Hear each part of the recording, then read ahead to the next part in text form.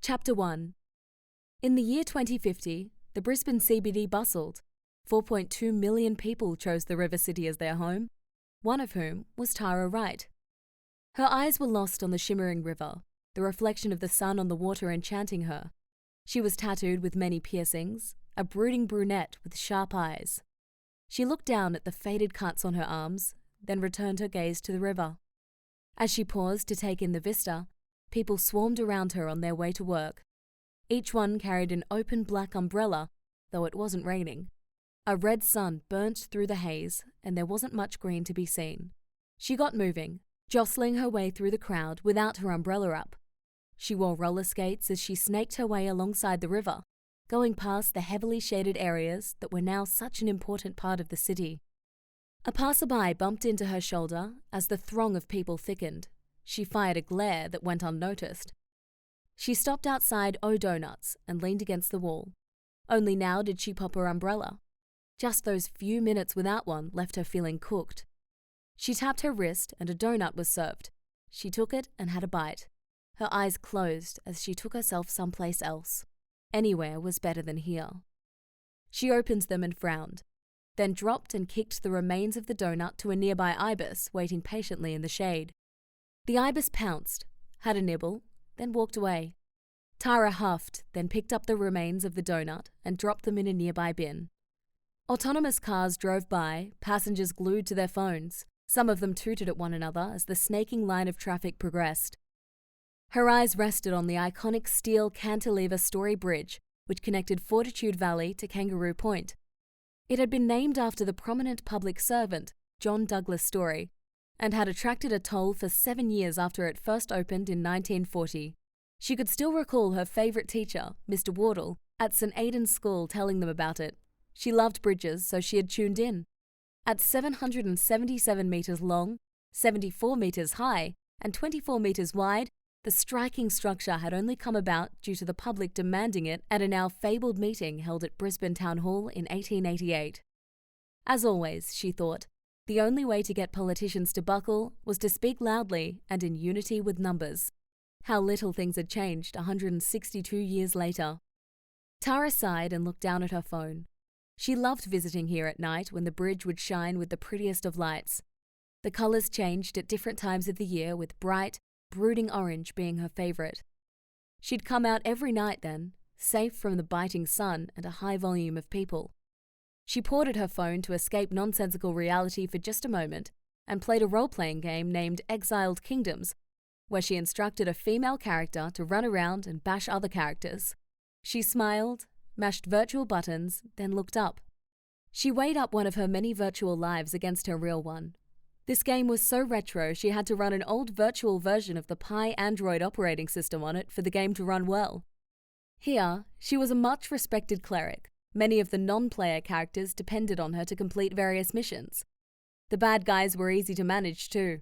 If a threat didn't do the trick, then a sword probably would. Real life, of course, wasn't so easy. Her humdrum insurance job paid the bills, sure, but she had to put up with people she didn't like while doing work she didn't want to do. She even had to listen to the boss when she sprouted her corporate nonsense. Worse, she was expected to feign interest. Nonetheless, Tara got that if you didn't work, you didn't eat, and she was rather fond of eating. Dull as the job may be, she gave it her all in the time where the corporation owned her. That's how life worked, and it wasn't unreasonable.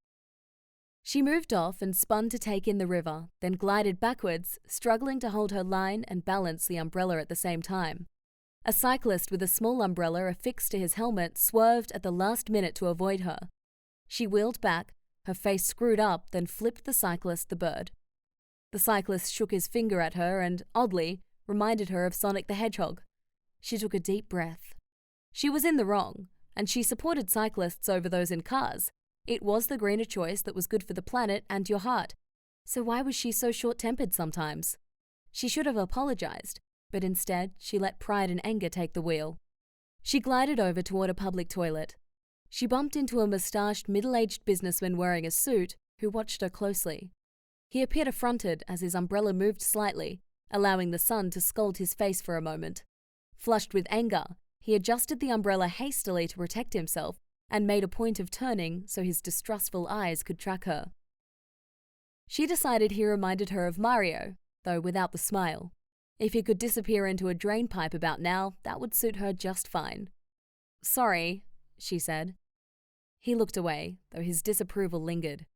She folded up her umbrella and entered the toilet and slammed the door. Inside, Tara looked at herself in the small cubicle's mirror. She rubbed at her tired eyes, looked at the cuts on her arms, then back into the mirror. She snapped a selfie of herself looking miserable via a gadget on her wrist. A 3D projection of the image appeared in the palm of her hand. She knew she didn't love herself and that she should. However, knowing the verity and changing it were two very different things. Why should she love herself? She drew closer to the mirror and put on a fake smile. Sunshine time. She knew that was a lie. A moment's sunshine to become a slave, an addiction that owned you, body and soul. She reached into a pocket and pulled out a bag of white powder. She emptied the bag onto the bench, which housed a tap and soap dispenser. She bent over it and snorted up the powder. She looked into the mirror again, eyes suddenly wide as she felt her heart start to race and body temperature spike. She wiped her nose and smiled. She took aim at the reflection in the mirror. Punch, jab, cross. On a quiet street in Highgate Hill, a couple of pied butcherbirds chirped. Just 2 kilometres from the city, and once a hunting ground for Indigenous people from neighbouring camping grounds, this was now a high-density suburb crammed full of apartment buildings, many more than 20 stories high. Despite the chirping, there was an eerie quiet and stillness. No insects could be seen or heard, and signs of life were scarce. A driverless lift car cruised by with no one in it, ready to ferry anyone needing a ride. It drove past a house that combines the old with the new.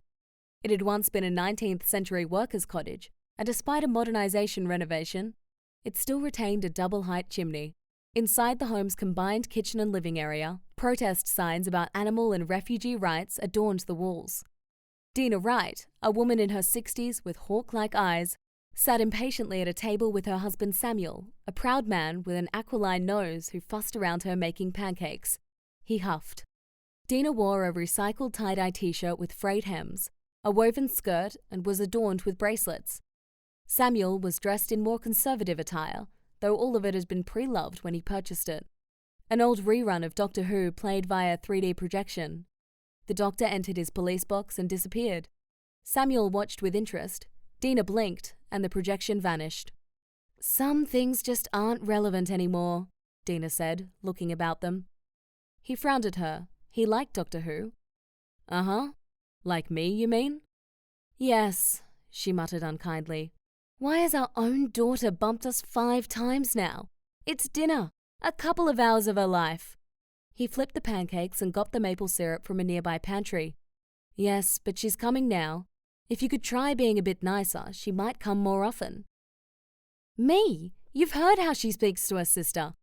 Samuel set plates. "Well, Pandora has worked her tail off, whereas Tara stumbles from one disaster to the next and doesn't seem to know what she wants." Dina stood, her face a frown. "She's finding herself." Samuel stopped what he was doing and raised an eyebrow. "You wouldn't understand. You're a man. Besides, better to stay a little lost than to become a tyrant." He offered her a fake smile and bit his lip. She frowned. "We're all a little lost. I don't want your stupid pancakes either." Samuel sighed and shook his head, looked down at the pancakes, sat himself down, and dejectedly munched one. "She'll come," he whispered to himself hopefully.